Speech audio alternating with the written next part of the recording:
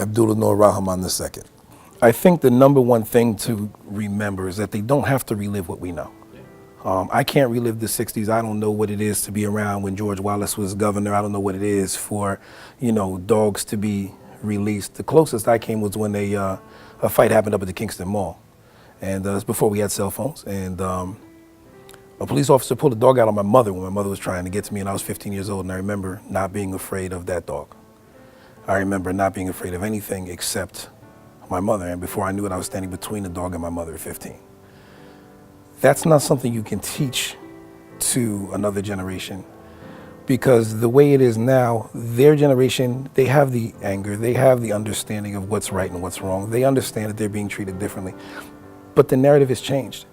The way in which we identify what's right and wrong, the way in which we identify what manhood is, the way in which we identify what success is. YouTube wasn't around then. So now people are saying, okay, my access to success is how many views I get. But the problem is my validation is also based on that.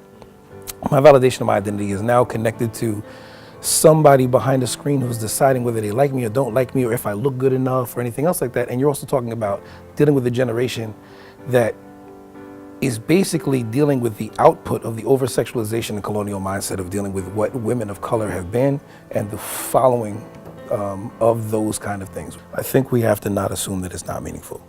I think that we have to understand that exposure is a very big piece of any learning, and that if your exposure to the more base natures of all men and all women, the entertainment value of your existence is on Front Street.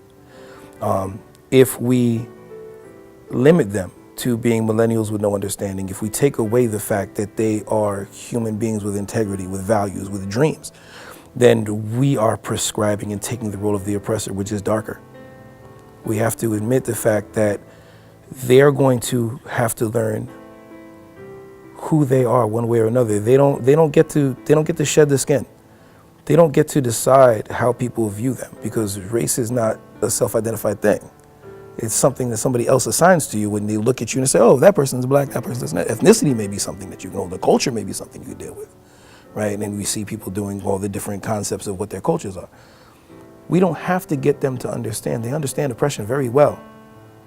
To stand over top of individuals who are feeling that somebody's telling them what they can't be and that they are not enough yet.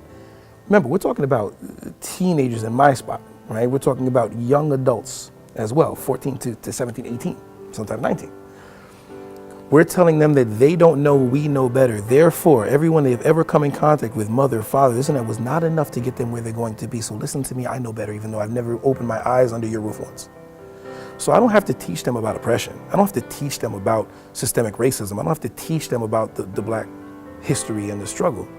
What I have to get them to understand is the fact that if you're going to be a shield and an advocate the same way you are for your little brother when he walks home, or the same way you are when you feel as though somebody is reading somebody too loudly in the hallway, or you're sticking up for yourself, that there is no shield in battle that gets out clean. And that is black history. But to some, it's another black thing that we're forced to do in February because, that's what we have to do to keep the peace. It can never be me. I wake up black, go to sleep black, my son is black, my wife is black, my legacy is black. And it doesn't mean that I hate anybody else. I don't want to change my skin. I don't want somebody to look at me and tell me, well, I don't see color. Why? Because you don't see my blemish of being black? You don't see my color? See my color, it's not my blemish, it's my history. The American flag is not our flag. Of course it is, we built the country. So my students will come to school every day, salute the flag, it's your flag.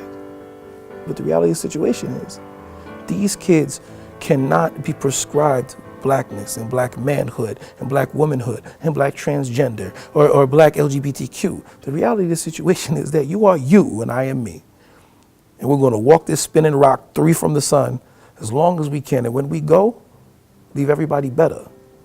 And do it smiling in your black skin, your brown skin. But celebrate your brothers who came from everywhere. Because you can't be out there trying to prove what you're not while you're trying to prove what you are.